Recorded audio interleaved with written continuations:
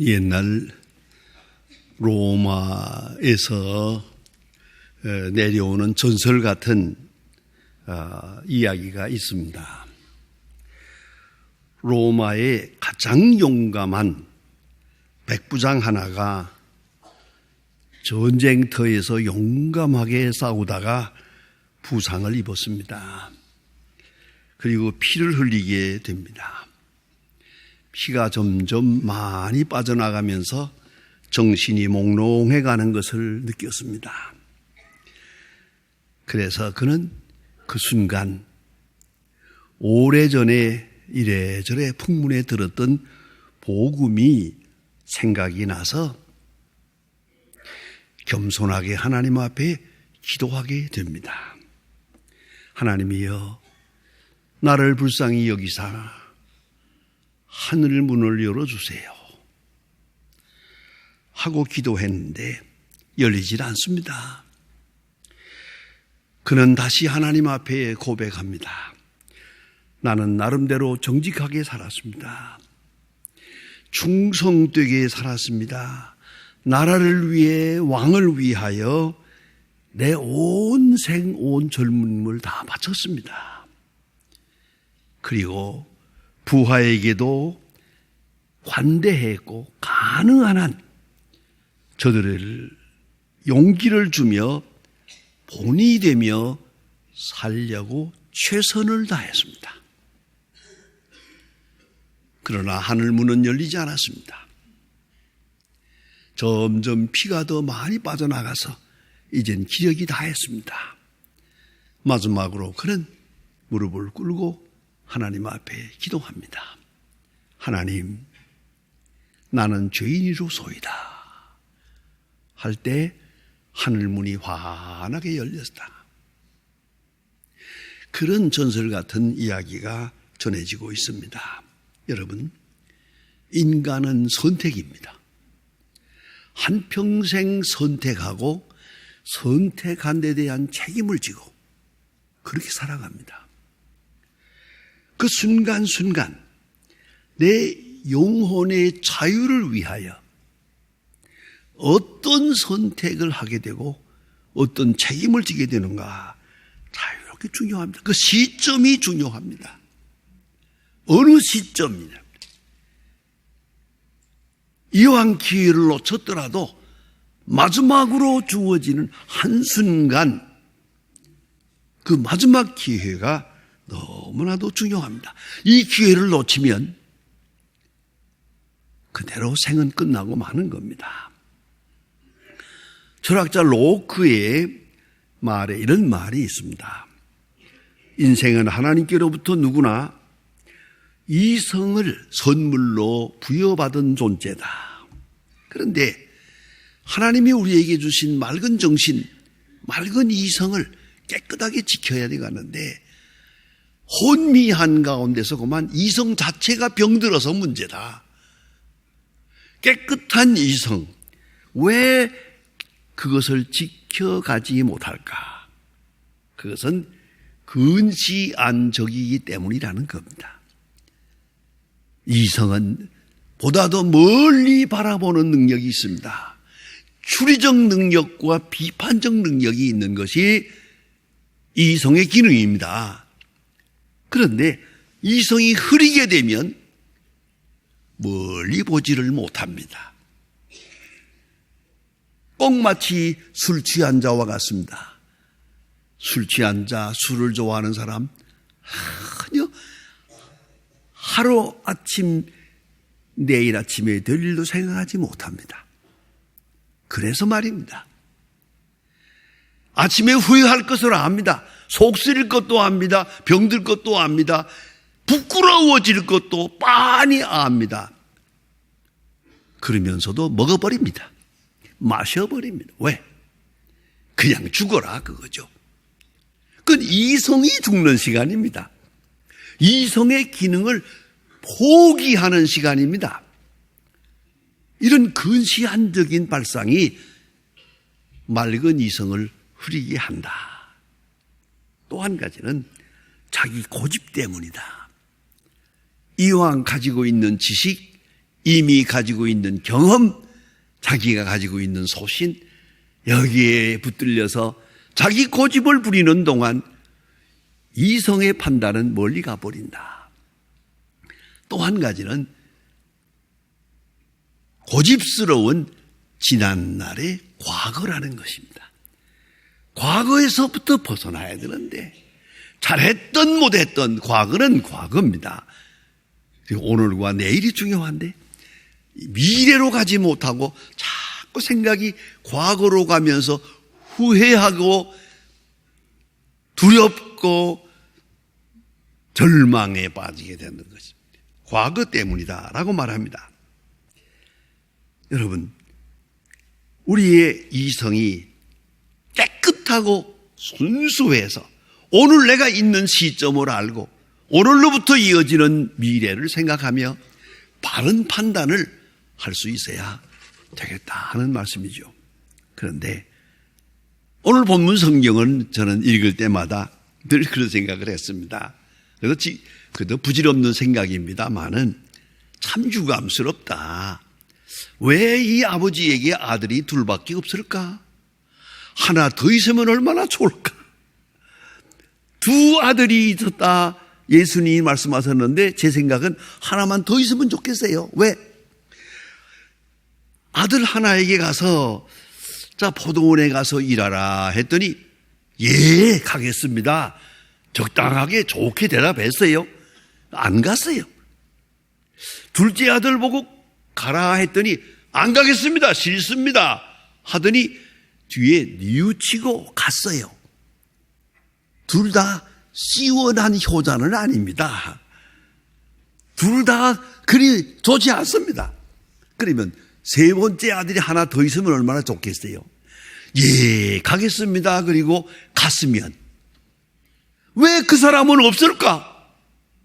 왜 가겠다고 하고 간 사람은 없고 가겠다고 하고 안 가겠다고 한 사람, 안 간 사람, 또 안 가겠다고 하다가 간 사람, 어차피 이 두 사람은 다 효자는 아닙니다. 다 아버지의 마음을 불편하게 한 사람입니다. 아마도 아버지가 좀 성격이 급했다면 어째서 것 같습니까? 안 가겠습니다. 그래서 그래? 그 다음에 간다 그러면 야 그만둬라. 그래서는지도 몰라요. 그렇지 않습니까? 안 가겠다고 가는 거 마음에 안 들어. 어딘가 마음에 충만함이 없거든. 억지로 하는 것 같은 그런 마음, 또 무슨 다른 계산을 하고 있는 것 같아. 그만둬라. 나 같으면 그렇게 말할 것 같아요. 그러니까 결국은 어느 사람이 어느 아들이 필요하냐. 가겠다 하고 가는 사람. 아버지의 말씀이 떨어지자마자 네 가겠습니다. 그리고 가는 바로 그 사람. 그 사람이 필요한데 그런 사람은 없어요. 예수님께서 보실 때 그런 사람은 없는가 봐요. 자, 이 세 가지 사람 중에 여러분은 어느 쪽입니까? 이 인간 세 가지 유형을 예수님께서 잘 분석해 말씀하고 있어요. 첫째, 가겠다 그리고 안 간 사람. 이건 신학적으로 서기관과 바리새인들을 말합니다. 당시의 종교 지도자들을 말합니다. 밤낮 성경을 연구하고 안다 그러고 하나님의 뜻이 뭐고 메시아가 언제 오고 아는 건 많은데 말만 하고 하는 건 없어요. 오히려 진작 예수님이 오시니까 영접하지 않아요. 이게 바로 예수님 보실 때는 이 마다들 같은 사람들이요. 가겠다 그리고는 안 가요. 가겠다 하고 뭘 하나님의 뜻대로 사는 것처럼 하는데 사실은 아니에요. 마음이 없어요. 아마도 이랬는지도 몰라요. 아버지가 포도원에 가서 일하라 그러니까 예 가겠습니다. 왜 그렇게 말했을까? 갈 마음도 없으면서 적당하게. 이건 지극히 처세적이에요. 아주 처세에 능한 것이에요. 아주 상황적으로 적당하게 아버지의 심기를 건드리지 않을 생각이요. 그리고 적당하게 대답해 놓고 가지 않았다. 사실은 대답할 때 진실이 없었어요. 애당초 마음이 없었어요. 말만 하고 형식만 하고 하는 척만 하고 효자인 것처럼 하고 순종하는 것처럼 하나 순종은 없어요. 이런 사람이 많아요. 요새는 더구나 이 처세하게 능하기 때문에 많은 사람들 가운데 이런 성실치 못한 사람들을 많이 봐요.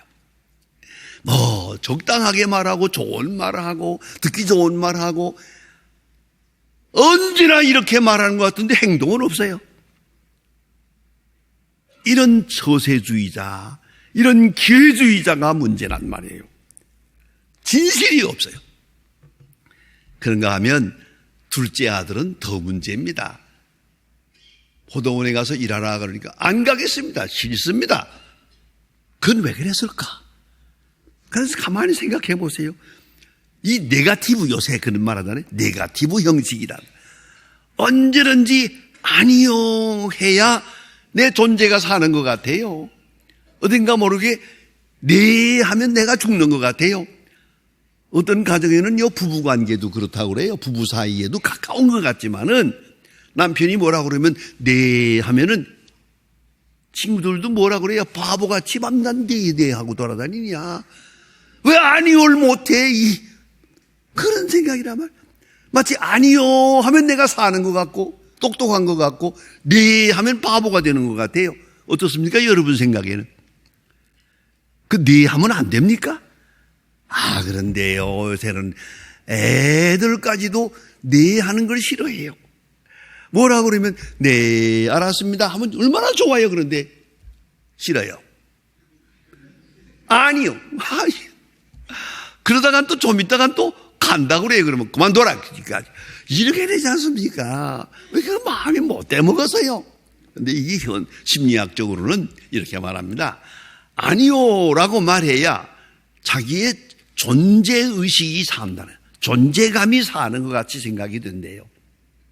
그런데 내가 네 하는 순간 나는 없어지고 내가 지금 내게 말씀한 분, 그분에게 내가 종속되는 것 같이, 내가 없어지는 것 같이 그렇게 생각이 된다는 것이죠. 이게 잘못된 판단이거든요. 오히려 네 할 때 내가 살아나고 내가 선택한 거니까, 그리고 나에게 말씀한 분의 그 뜻도 살아나게 되는데 이런 생각이 없고, 요새 보면은 이런 노하는 이런 성격의 사람이 너무 많아요. 일단 노하고 보는 거야. 왜? 내가 살아야 갔으니까. 내 존재의식 때문에. 일단 노하고 생각해 보는 거야. 여러분, 다시 묻습니다. 여러분, 예스맨입니까? 노맨입니까? 말끝마다 예 하고 살아왔습니까? 아니면 노 하고 살았습니까? 심지어는 노가 좀 지나쳐서 정신 나갔냐 이러고 산단 말이에요. 이거는 너무 멀리 가는 것입니다. 여러분, 오늘 성경에 있는 말씀의 중요한 것은 이 사람은 아니요 했습니다. 현대인이요. 절대적으로 안 가겠습니다 해놓았어요. 그러나 오늘 복음은 여기에 있습니다. 후에 뉘우치고 갔다. 예수님께서 말씀하시는 복음의 핵심은 여기에 있습니다. 아니요 했지만은 뒤에 뉘우치고 갔느니라. 누가 아버지의 마음에 아버지의 뜻을 따른 사람이냐? 가겠다 그러고 안 간 사람? 물론 아니죠. 안 가겠다고 하다가라도 뒤에 갔느니라. 사실은 이건 차선의 선택입니다. 그래서 내가 아들 하나 더 있으면 좋겠다는 거야. 네 가겠습니다 그리고 갔으면 좋겠는데 요 아들이 가기는 갔는데 아버지의 마음을 딱 긁어놓았어요. 안 가겠다고 하다가 뒤에 뉘우치고 갔다. 이것이 인간의 실존입니다. 우리가 지금 그 모양이란 말이에요. 우리는 다 아니요 했어요. 지금까지 자행자지했어요. 그러나 이제 와서 뉘우치고 아버지의 뜻을 알고 하나님의 뜻을 알고 하나님께 헌신하며 살아오잖아요. 이것이 바로 우리의 모습이란 말이죠. 그래 여기 뒤에 뉘우치고 갔다라고 말했는데요. 이것은 굉장한 중요한 메시지입니다. 자기 중심적인 생각에서 아버지 중심적인 생각으로 생각을 이동한 겁니다. 안 가겠습니다 할 때는 내가 할 일이 많아요. 바빠서 못 가요. 했지만은 이제 뉘우칠 때는 내가 좀 바쁘지만 아버지의 뜻을 따라야지. 아버지의 마음을 섭섭하게 하면 안 되지. 뿐만 아니라 포도원에 가서 일하는 것이 아버지의 일만이 아니지. 그것이 바로 내 자신이 해야 할 일이고 내 일인데 하는 마음으로 발상을 전환했습니다. 자기 중심 생각에서 아버지 중심적으로 아버지의 뜻을 헤아리는 것으로 생각을 바꿨단 말이에요. 이게 회개란 말이에요. 그래서 오늘 여기 뉘우쳤다 하는 말을 헬라 원문대로 보면 메타메데이세이스라고 하는 말인데요. 이것은 완전한 회개를 말합니다. 메타노이어를 말합니다. 회개. 뒤로 돌아 하는 겁니다. 회개는 생각이 아니에요. 행동이에요. 뒤로 돌아 방향을 바꾸었어요. 자기 중심 내 일을 하려던 생각을 아버지의 일로, 내 뜻을 따르던 생각을 아버지의 뜻을 따르는 생각으로 생각을 바꿨다. 뉘우쳤다. 그리고 포도원에 갔다. 자, 여러분 이 발상의 전환이 언제 이루어집니까? 오늘 여기서 이 아들에 대해서 칭찬하고 싶은 게 하나 있습니다. 이 아들이 집을 나간 당자처럼 나가서 실컷 돌아다니다가 재산 다 탕진하고 병들고 그리고 죽을 고생을 하다가 마지막에 깨달았다는 그런 회개가 아니에요. 그 누구처럼 건강할 때 제멋대로 살다가 병들어 죽게 되는 순간에 이제서 뉘우쳤다는 그런 얘기가 아닙니다. 그래서 훌륭한 것입니다. 많은 사람들은 뉘우쳐요, 회개해요, 결단을 해요. 그게 언제입니까? 시련을 당했을 때예요. 내가 하고 싶은 대로 다 해보고 망한 다음에, 끝난 다음에 병들어서 죽어갈 때 그때 가서야 참 이 사람이 미련합니다. 저는 이런 장면을 너무 많이 봅니다. 조금만 더 미리 생각했다면 얼마나 좋을까? 왜 이 시점이야 하필이면? 왜 다 망한 이 시간에 와서 생각하나? 이건 아니잖아요. 자, 욥도 그랬습니다. 많은 시련 속에 많은 성도들이 다 그랬습니다. 너무 어렵고 어려운 그때 가서 하나님께로 마음을 돌렸습니다. 그런데 오늘 이 아들은 그런 것 같지 않아요. 그래서 훌륭한 거예요. 아버지한테 포도원에 가라 할 때 안 가겠습니다 해놓고 그 때문에 병든 것도 아니고 벼락 맞은 것도 아니에요. 그런데 몇 시간 후에 생각하니까 이건 아니다. 그래서 아버지 제가 포도원에 가겠습니다. 그리고 뉘우치고 갔다. 훌륭해요. 훌륭한 사람이에요. 요 시점이 문제예요. 뉘우쳤다. 그 모멘텀이 문제란 말이에요. 어느 시점이냐? 내가 시련을 당하고 다 끝난 다음이냐? 아니야. 아직도 여유가 있는데 아버지 앞에 아니요라고 했지만은 불과 몇 시간 후에 아니요 아버지 제가 포도원에 가겠습니다. 얼마나 좋은 사람이에요. 이게 바로 이 사람이 택한 차선이에요. 이 차선에 내리시는 은총이 있어요. 고나드 로너근이라고 하는 분의 Method in Theology라고 하는 유명한 책이 있습니다. 옛날에 제가 읽은 책인데요. 그 쪽에서 말합니다. 회심에 세 가지가 있다. 너무나 상식적이고 분명한 진리입니다. 회개에 세 가지가 있다. 첫째, 지성적 회심. 이거 깨닫는 겁니다. 잘못됐구나 깨닫는 것입니다. 내가 지금 잘못하고 있구나. 그래서 생각을 바꾸는 겁니다. 깨달음과 지식에 의해서 생각을 바꾸는 그러한 지적인 회개가 있습니다. 두 번째는 도덕적 회개입니다. 도덕성 회개. 이건 뭐냐면 생활의 변화를 만드는 겁니다. 가치관이 변하는 겁니다. 지금까지는 이것이 중요했지만 이젠 바뀝니다. 생각을 바꿉니다. 행동을 바꿉니다. 도덕성을 바꿉니다. 행동 전체가 바뀝니다. 그래서 악한 사람이 악을 버리고 선한 길로 돌아옵니다. 이 도덕적 회심이고요. 이것만 가지고 안 됩니다. 이게 중요합니다. 세 번째는 종교적 회심입니다. 하나님의 뜻으로 돌아와야 됩니다. 생활을 바꾸고 정직함으로 회복한다고 사람이 달라지는 게 아닙니다. 하나님 앞에 무릎을 꿇어야 됩니다. 내가 죄인이로소이다. 그 회심 말입니다. 하나님 앞에 기도하는 회심입니다. 하나님께로 마음을 돌리고 하나님 감사합니다. 잘못됐습니다. 하나님 감사합니다. 하나님께로 마음을 돌리는 종교적 회심. 이것이 진정한 회심인 것입니다. 오늘 이 두 번째 아들은 비록 아버지의 마음을 잠깐 아프게 했습니다.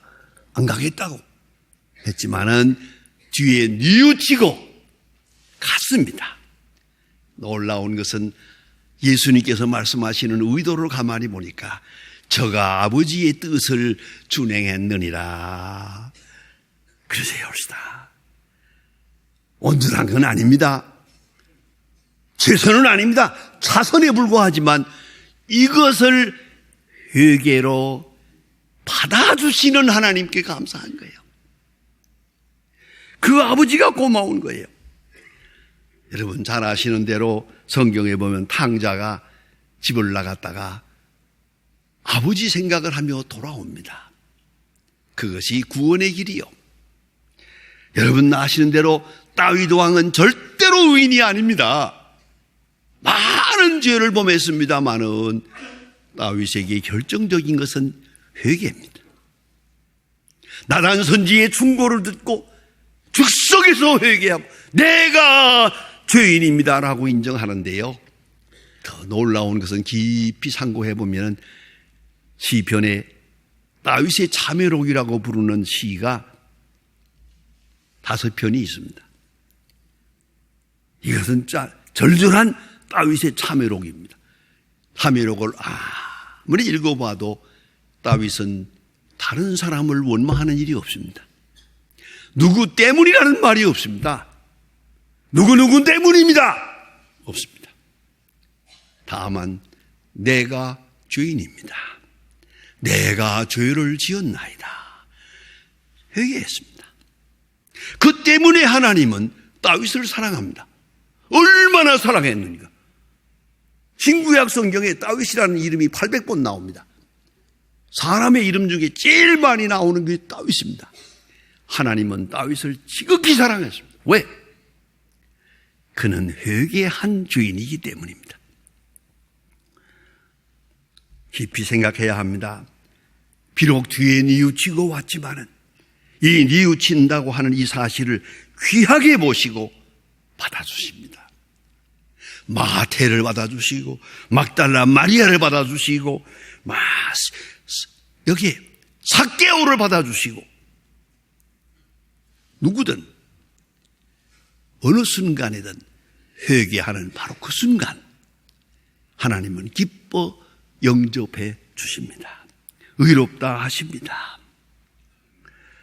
그래서 오늘 31절에 엄청난 말씀이 있습니다. 어떤 분은 이렇게 말합니다. 예수님께서 이 말씀 하신 것 때문에 아마도 바리새교인 서기관들의 마음을 건드려서 십자가에까지 죽어야 했을는지도 모른다. 왜요? 보세요. 둘 중에 누가 아버지의 뜻대로 하였느냐? 이르되 둘째 아들이니이다. 예수께서 그들에게 이르시되 내가 너 진실로 너희에게 이르노니 세리와 장녀들이 너희보다 먼저 하나님 나라에 들어가리라. 이 말씀을 하고 살아남을 수가 있습니까? 당시에 유명한 종교 지도자들이 둘러싸여 있는데 그들이 가장 멸시하는 세리와 창기를 비교하면서 세리와 창기들이 너희보다 하늘나라에 먼저 들어간다. 왜? 저들은 회개했고 너희들은 말만 하고 회개하지 않는다. 얼마나 확실하고 단호한 말씀입니까? 세리와 창기가 너희보다 하늘나라에 먼저 들어간다. 왜? 회개한 죄인이기 때문에. 여러분, 오늘 이 주신 말씀 가운데 뒤에 뉘우치고 갔느니라.